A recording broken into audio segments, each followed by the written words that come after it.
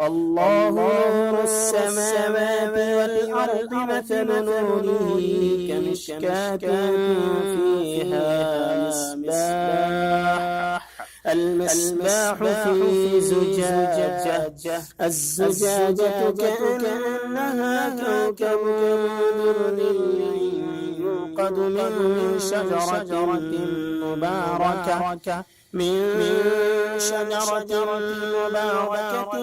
زيتونة لا شرقية ولا غربية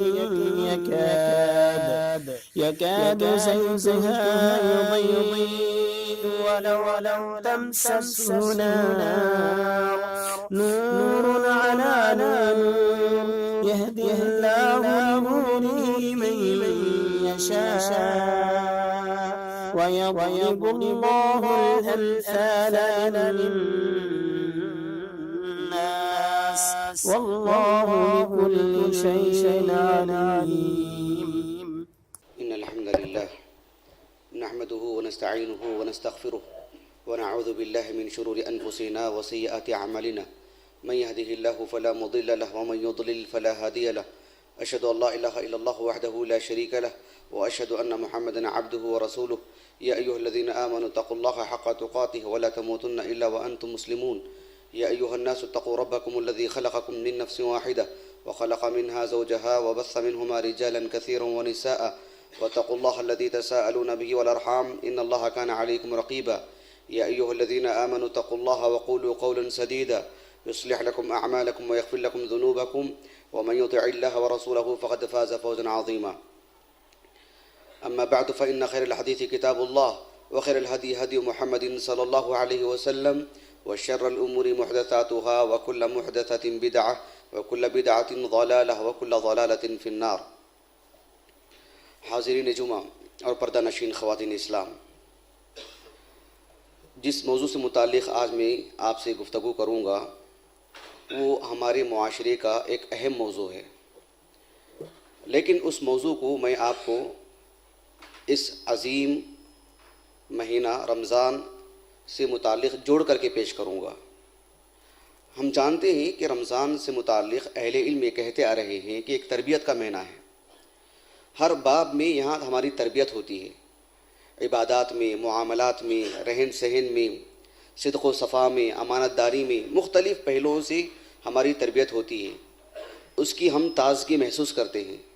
عبادات میں ہمارا جو تقدم، ہماری جو پہل ہوتی ہے، ہر میدان میں ہم جو آگے ہوتے ہیں، یہ حقیقت میں یہ اس عظیم مہینے کی خوبیاں ہیں۔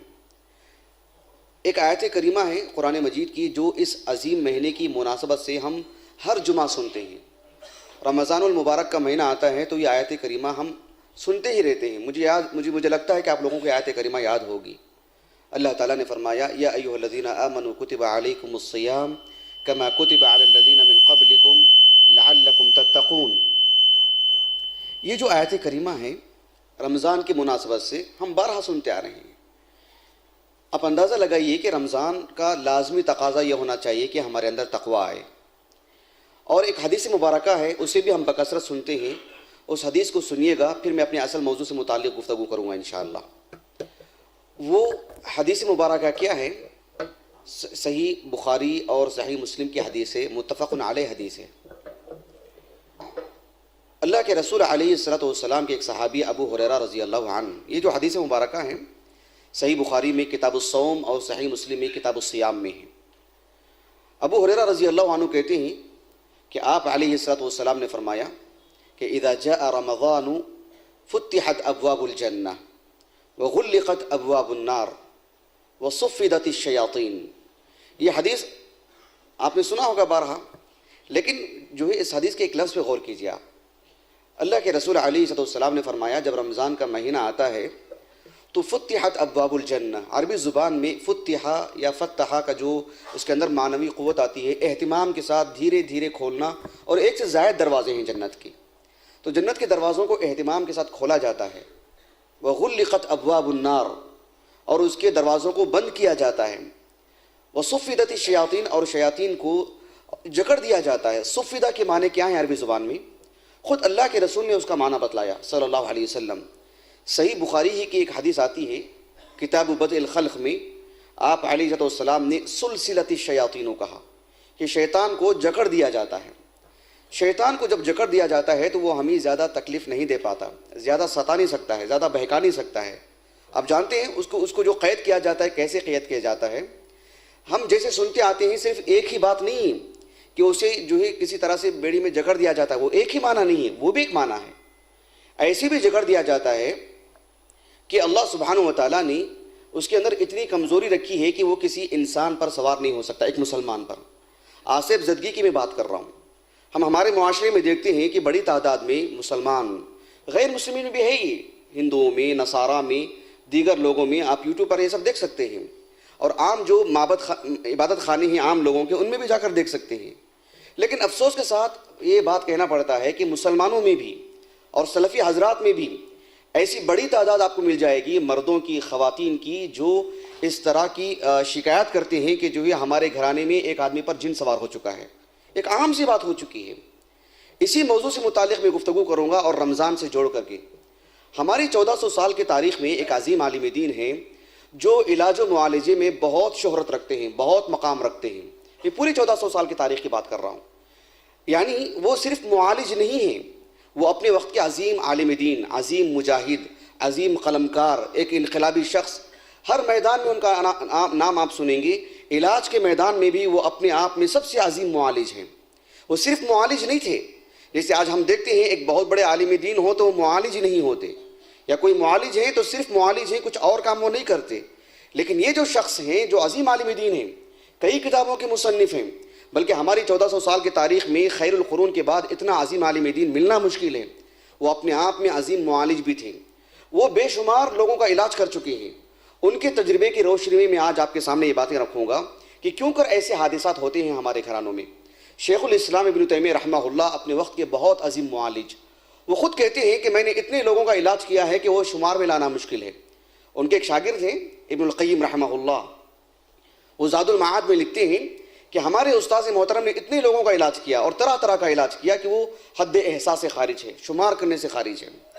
شیخ الاسلام ابن تیمیہ رحمہ اللہ نے اس کے جو اسباب بتلائے ہیں کہ کیوں کر شیطان جو ہے آسانی سے کسی انسان پر سوار ہو جاتا ہے. اور آپ نے بڑے دعوے سے یہ بات کہی ہے کہ جو موحد ہوگا یہ ناممکن سی بات ہے کہ جن اس کے بدن پر آ جائے. اگر ہمارے معاشرے میں ایسا ہے تو ہمارے ایمان پر نظر ثانی کرنا چاہیے. یہ جن وغیرہ کا جو معاملہ ہے یہ سر درد کا معاملہ نہیں ہے. جیسے کسی انسان کو سر درد ہوتا ہے، پیٹ میں درد ہوتا ہے، کوئی اور مرض ہوتا ہے، یہ ایسا مرض نہیں ہے.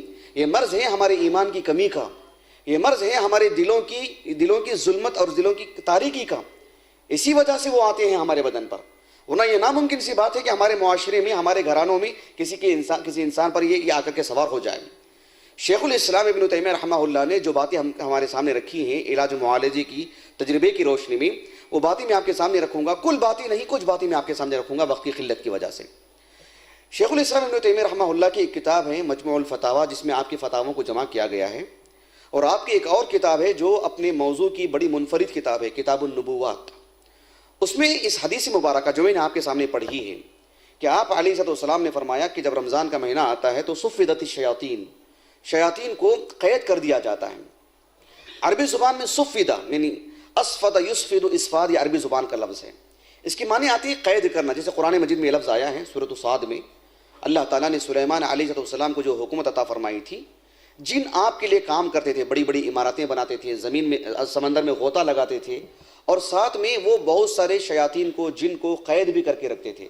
اللہ تعالیٰ نے سورہ صاد میں بیان فرمایا وآخرین مقرنین فی الاسفاد، کچھ ایسے بھی جن تھے جنہیں وہ قید کر کے رکھتے تھے.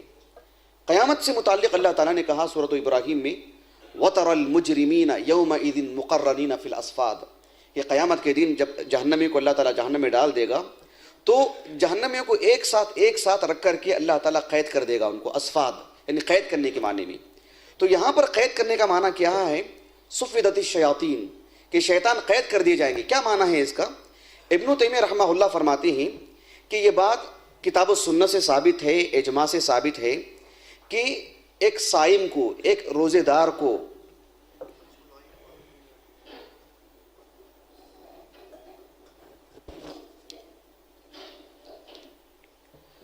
شیخ الاسلام ابن ابن تیمیہ رحمہ اللہ فرماتے ہیں کہ یہ بات کتاب و سنت سے ثابت ہے اور اس بات پر اجماع ہے کہ روزے دار کو کھانے پینے سے اور بیوی سے دن میں ہم بستری سے منع کیا گیا ہے اور یہ حرام ہے۔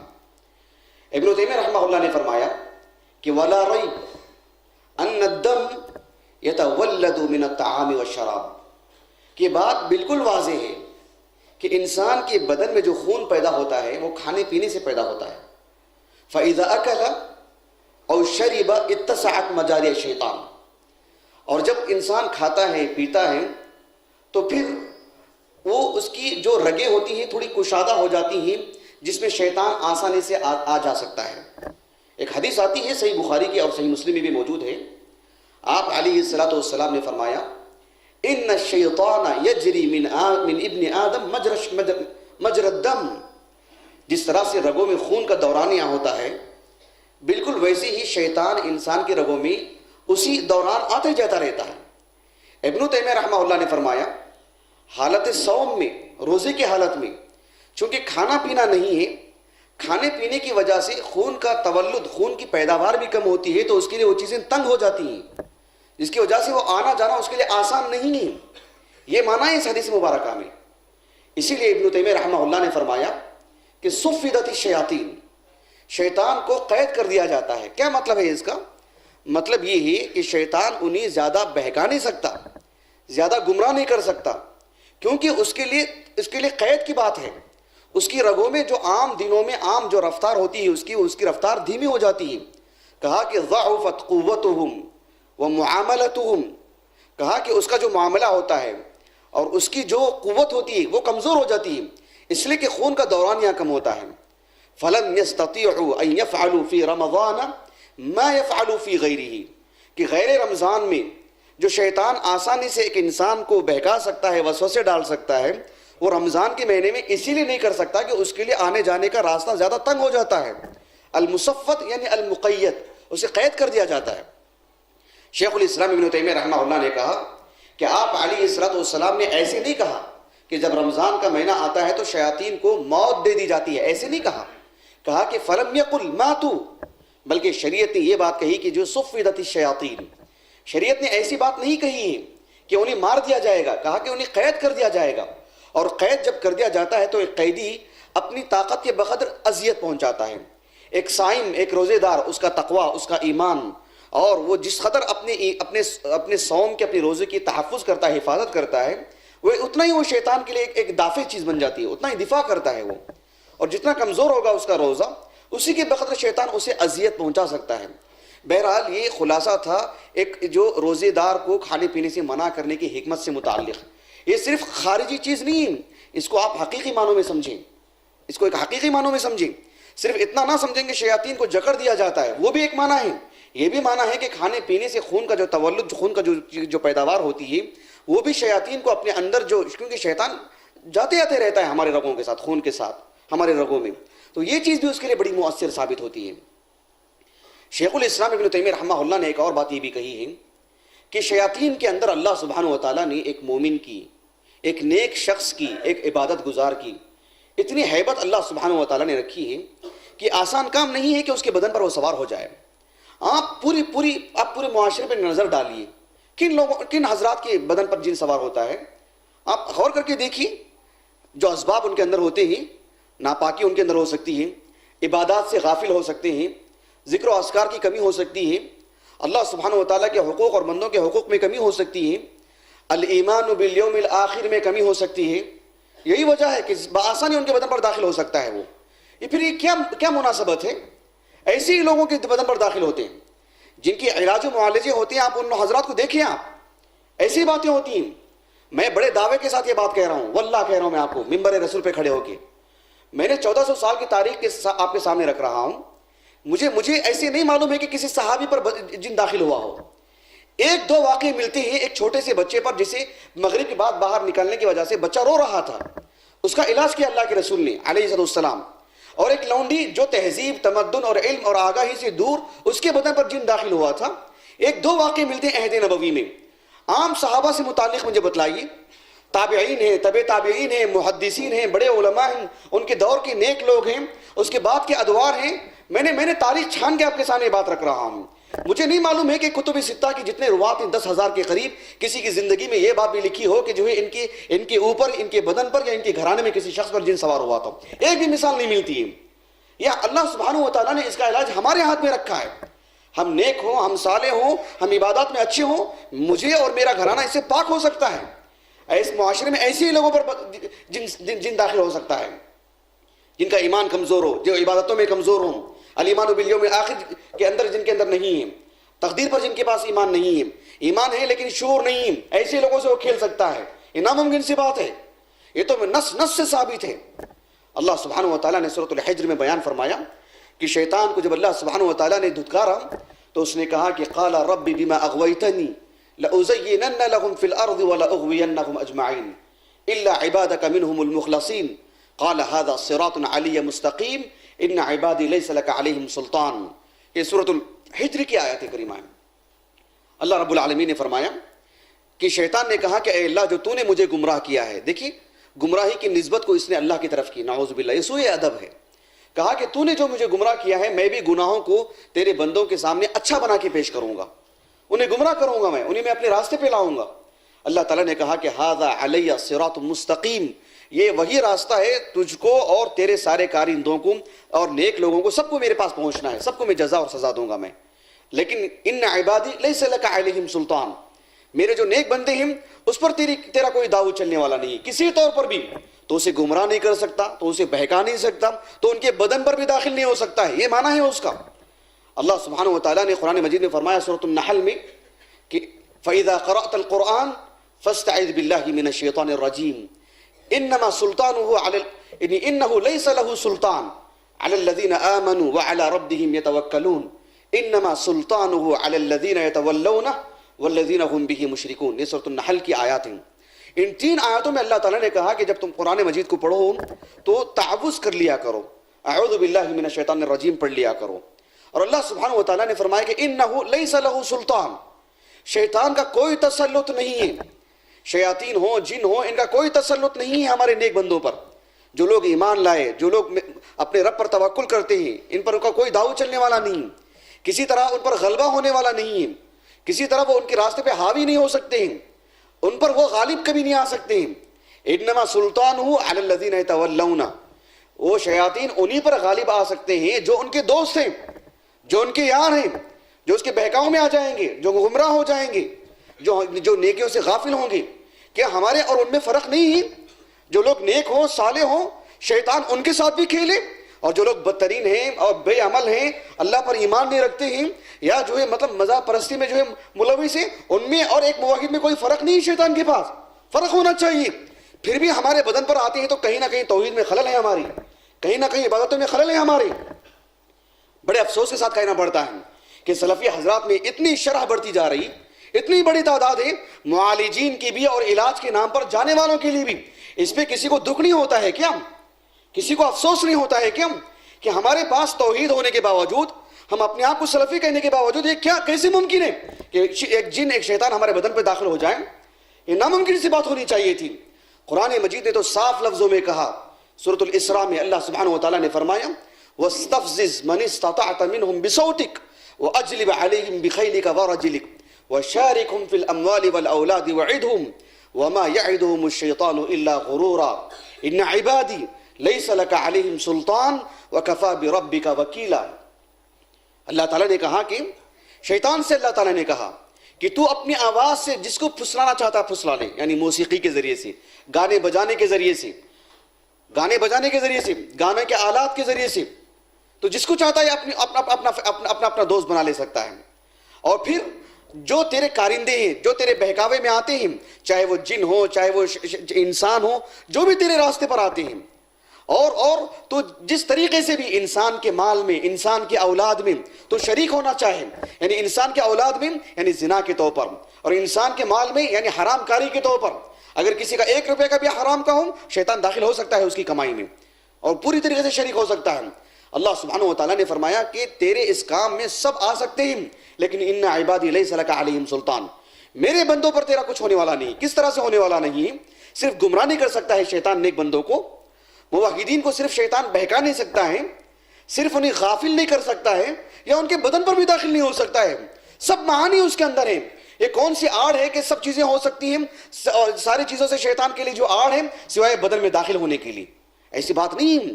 یہ میں بڑے یقین کے ساتھ، بڑے وثوق کے ساتھ، جھوٹی تسلی کی بھی بات نہیں کر رہا ہوں، میں نے کتاب و سنت کی روشنی میں یہ بات میں آپ کے سامنے رکھ رہا ہوں کہ اللہ سبحانہ و تعالیٰ نے ہمارا ڈر، ہمارا خوف اور ہماری ہیبت اللہ تعالیٰ نے جن اور شیاطین میں اتنی رکھی ہے کہ شیخ الاسلام ابن تیمیہ رحمہ اللہ نے جو بڑی تعداد میں لوگوں کا علاج کیا، انہوں نے ایسی عام طرح کے لوگ غیر مسلمین کا بھی، انہوں نے کہا کہ ابن تیمیہ رحمہ اللہ نے فرمایا کتاب النبوات میں کہ الشیاطین یخافون الرجل الصالح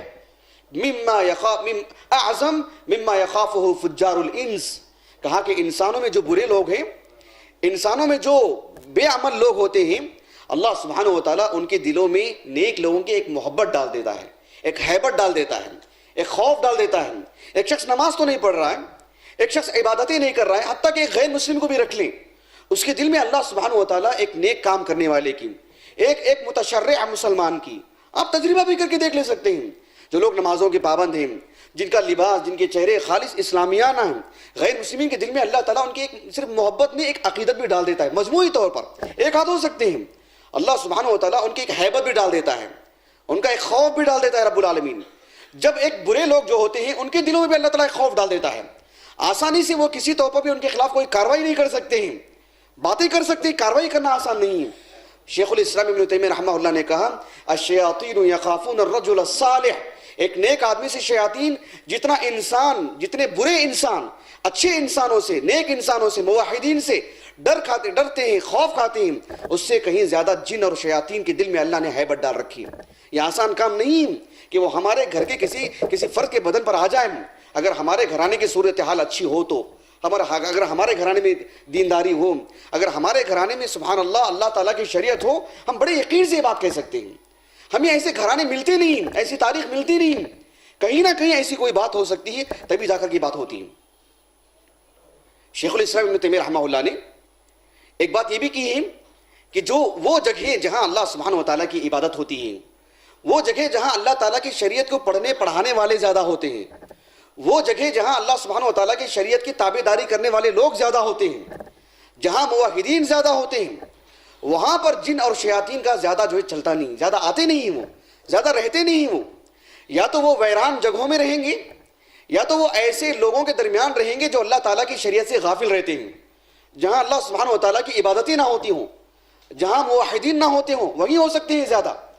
شیخ الاسلام ابن تیمیہ رحمہ اللہ نے جو احادیث پیش کی ہیں اس موضوع سے متعلق، ایک حدیث مبارکہ ہے سنن ابی داؤد کی کتاب الصلاح میں، ایک تابعی ہیں جن کا نام ہے حسن ابن عمار، علی ابن عمار ان کا نام ہے، ابو الحسن المازنی رحمہ اللہ، اوساط تابعین میں سے ہیں، ابو سعید الخدری رضی اللہ عنہ کے تلمیذ ہیں۔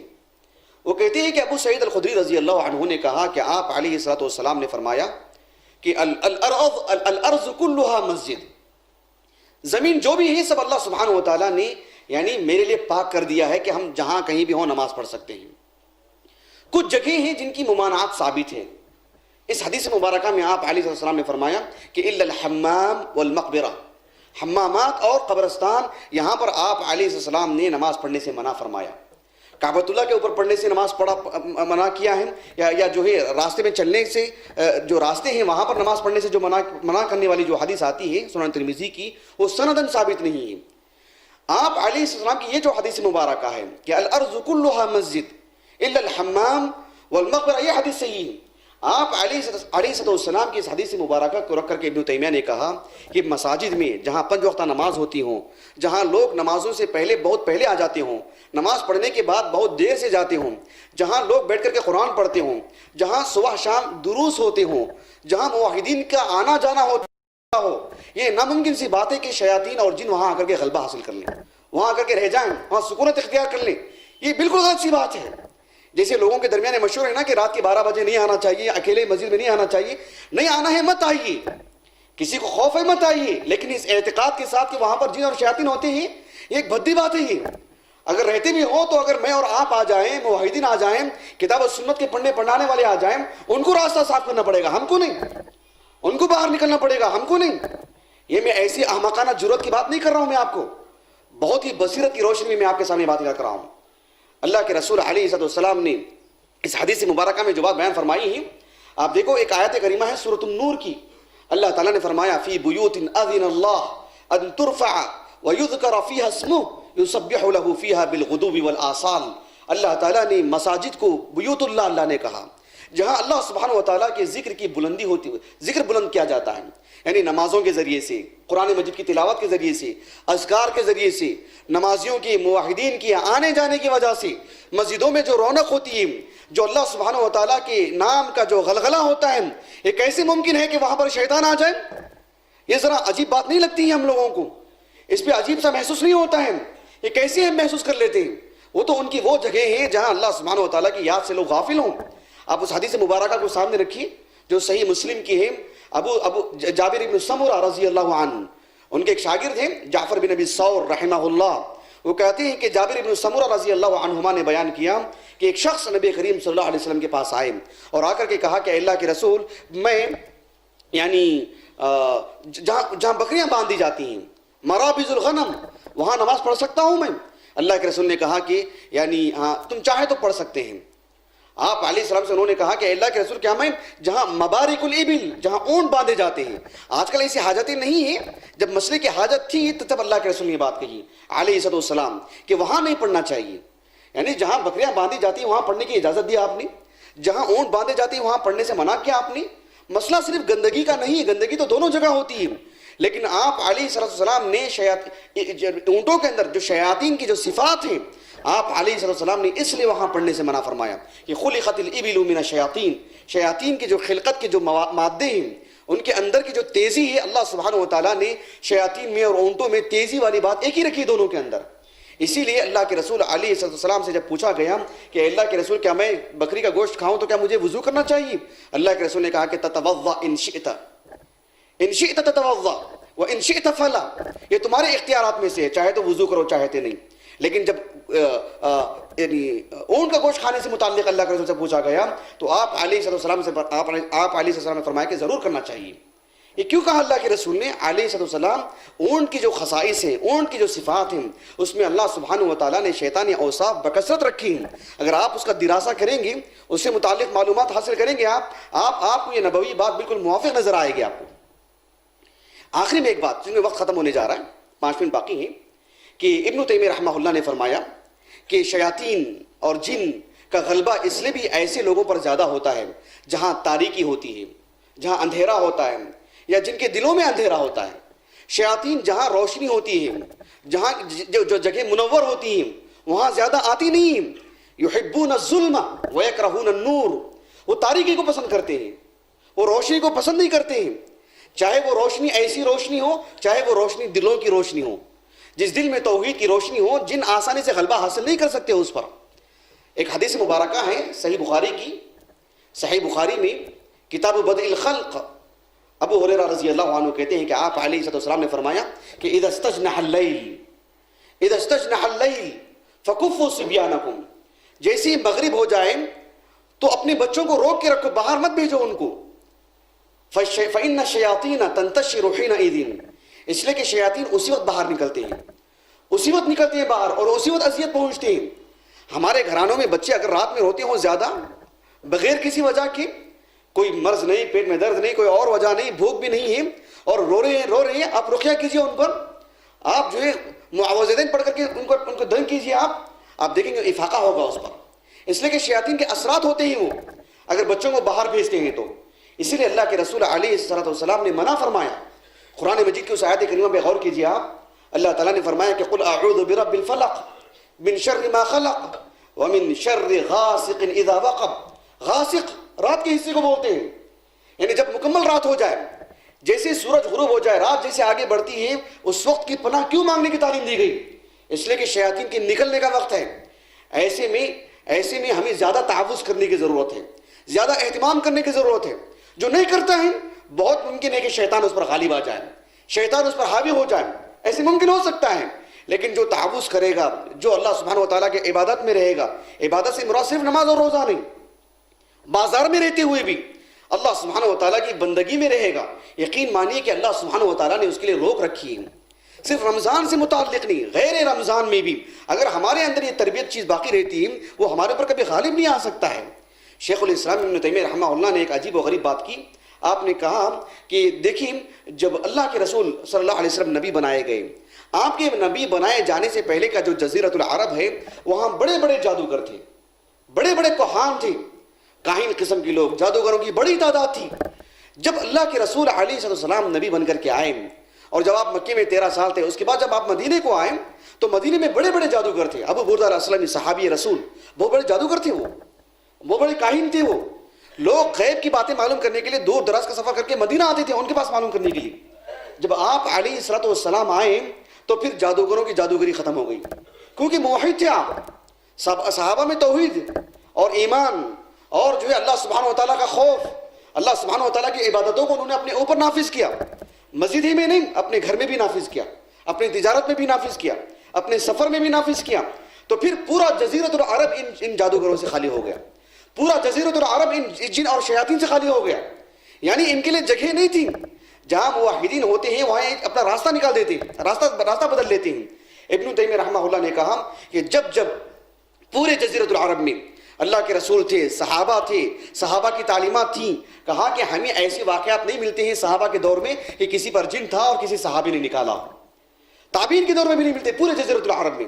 جیسے جیسے توحید مان پڑ دی گئی، توحید پر اثرات آئے، جیسے جیسے لوگوں میں غفلت آئی، پھر وہی حادثات ہوئے، پھر وہی معاملات ہوئے۔ پھر آج آپ دیکھ لیجئے سعودی عرب میں، اور آج سعودی عرب کے حالات سے آپ واقف ہو سکتے ہیں، جو لوگ وہاں آتے جاتے ہوں، وہاں رہتے ہوں، وہاں پر علاج و معالجہ ہے یقیناً، لیکن اتنا نہیں جتنا ہم دیگر ممالک میں دیکھتے ہیں۔ توحید ہو، ان کے اندر خلل ہو، عبادتوں میں خلل ہو، یعنی سعودی عرب میں ہو جانا، پیدا ہو جانا اس کے عظیم انسان ہونے کی دلیل نہیں۔ لیکن توحید کی اگر بات کرتے ہیں، نمازوں کی پابندی کی بات کرتے ہیں، دیگر چیزوں کی بات کرتے ہیں، ہاں ان کے ایمان کی جتنی کمی ہوگی، دیگر اعمال میں جتنی کمی ہوگی، اس کے بقدر شیطان ان پر حاوی ہو سکتا ہے۔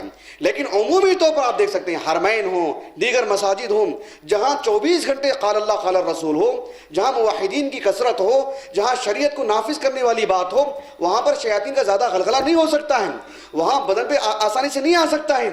آپ یقین مانیے اس کا علاج اللہ نے ہمارے ہاتھ میں رکھا ہے۔ میں یقین سے کہہ سکتا ہوں کہ اللہ سبحانہ و تعالیٰ جو ہے مجھے اور آپ کو بچائے گا یقیناً، اگر میں اور آپ موحد ہیں اور میں اور آپ ہمارے اپنے گھرانوں میں اس کا اہتمام کرتے ہیں۔ اللہ کے رسول نے کہا علیہ السلام کہ جس گھر میں سورۃ البقرہ کی تلاوت کی جاتی ہے، ینفر منہ شیطان وہاں سے بھاگ جاتا ہے۔ یہ کون سی کہانی ہے؟ یہ تو نبی کی بات ہے، صحیح مسلم کی حدیث ہے صلی اللہ علیہ وسلم۔ آپ علیہ السلام نے جو بات بیان فرمائی ہے، رمضان کے مہینوں میں ہمارے گھرانوں میں تلاوت زیادہ ہوتی ہے، عام دنوں میں نہیں ہوتی ہے، تو شیطان کے لیے غلبہ حاصل کرنا آسان ہے۔ اگر ہماری زندگی ایسی ہو، شیطان نہ میرے بدن پہ داخل ہو سکتا ہے، نہ ہمارے گھرانے میں داخل ہو سکتا ہے۔ ہم یقین سے کہہ سکتے ہیں، ہم محنت کریں گے، مسجد میں ذہن بنائیں گے، معاشرے میں ذہن بنائیں گے، ہم یقین سے کہہ سکتے ہیں کہ ہمارے معاشرے میں جیسے کوئی غریب نہیں ہوگا زکوٰۃ کے اہتمام کی وجہ سے، ویسے کوئی ایسا بھی شخص نہیں ہوگا جس کے بدن پر کوئی جن آ جائے۔ ہم یقین سے کہہ سکتے ہیں۔ یہ باتیں میں نے اس لیے آپ کے سامنے رکھی ہیں کہ روزانہ ہم دیکھتے جا رہے ہیں، یوٹیوب پر یہ چیز چھاتی جا رہی ہے۔ کل تک ہم کسی اور کو یہ باتیں کہا کرتے تھے کہ ان میں ایسے لوگ زیادہ بیمار پڑتے ہیں، ان میں عاملین زیادہ ہیں۔ بڑے افسوس کے ساتھ کہنا پڑتا ہے کہ سلفی حضرات میں اس طرح کے مرض کے لوگ زیادہ ہیں۔ ہر کسی گھر میں کوئی نہ کوئی فرد اس مرض کا شکار ہے کہ ان کے بدن پر جو جن داخل ہوا ہے، اور معالجین بھی ہماری صف میں بڑھتے جا رہے ہیں۔ کہیں ایسا تو نہیں ہے کہ غیر شعوری طور پر ہماری توحید میں خلل ہو، اللہ کے پاس جواب دینے کا احساس ہمارے اندر کم ہوتے جا رہا ہے، اور اللہ پر جو قدر پر جو ایمان ہونا چاہیے اس میں کہیں کمی تو نہیں ہوتی جا رہی ہے۔ کہیں اسماء و صفات اور اللہ سبحانہ و تعالیٰ کی صفات علیہ کا جو علم ہونا چاہیے اور اللہ کی قربت ہونی چاہیے، اس میں تو کہیں کمی نہیں ہو رہی ہے۔ ہماری نمازوں میں کہیں خلل تو نہیں ہو رہا ہے، جس کی وجہ سے ہم دوسروں کے صف میں جا رہے ہیں۔ ہمارا گھرانہ بھی اتنا آسان ہو گیا ہے شیاطین کے لیے، جن کے لیے وہ جب چاہتے ہیں آ جاتے ہیں، جب چاہتے ہیں داخل ہو جاتے ہیں، اور نکلنا آسان نہیں ہوتا ہے، اور ہم بھی بالکل مبہوت ہیں، وہ ہمارے اوپر حاوی ہوتے جا رہے ہیں۔ اور ان عبادی لیس لک علیہم سلطان، اللہ نے کہا کہ میرے بندوں پر تیرا کوئی چلنے والا نہیں، اس فہرست سے ہم اپنے آپ کو نکال دے رہے ہیں۔ یہ بڑے افسوس کی بات ہے، ہم کو اس فہرست میں رکھنا چاہیے، اس صف میں رکھنا چاہیے جن کے بارے میں اللہ نے کہا ان عبادی لیس لک علیہم سلطان۔ یہ شرف کی بات ہے، یہ تو اعزاز کی بات ہے، ایک اکرام کی بات ہے کہ ہم اپنے آپ کو ایسے لوگوں میں رکھیں جن پر شیطان کبھی حاوی نہ ہوتا ہو، جن پر شیطان ڈر جاتا ہوں، جن سے خوف کھاتا ہوں، ہم جتنے کمزور ہوتے جائیں گے شیطان کے لیے اتنا ہی بڑا معاملہ ہو جائے گا۔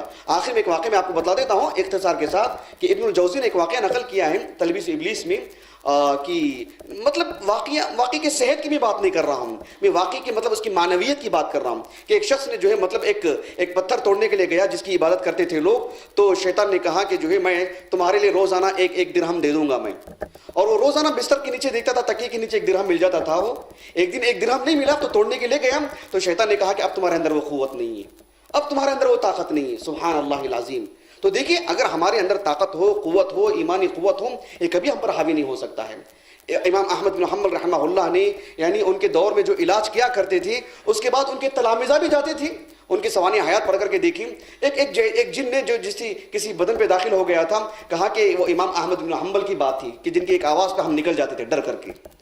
یہ ایک احمد بن حنبل کی بات نہیں، یہ آج کے دور میں بھی میں اور آپ اگر ہمارا ایمان مضبوط ہو، عبادتوں میں ہم پکے ہوں، معاملات میں ہم اچھے ہوں، اور بالخصوص الایمان بالیوم الآخر، آخر پر جواب دینے کا احساس اگر ہمارا زندہ ہو، وہ پکا ہو، اور اس احساس کے ساتھ کہ اگر آج میرا انتقال ہو جائے تو مجھے اللہ کو جواب دینا ہے، یہ ایسا احساس ہمارے دل میں ہو، یقین مانیے اللہ کی قسم شیطان کبھی ہمارے بدن پہ داخل نہیں ہو سکتا ہے، ہمیں گمراہ نہیں کر سکتا ہے، ہمارے راستے میں کبھی وہ آگے بیٹھ نہیں سکتا ہے، آسان نہیں ہے اس کے لیے۔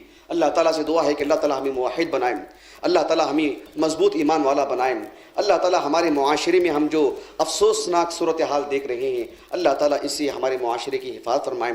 آمین وآخر دعوانا ان الحمدللہ رب العالمین۔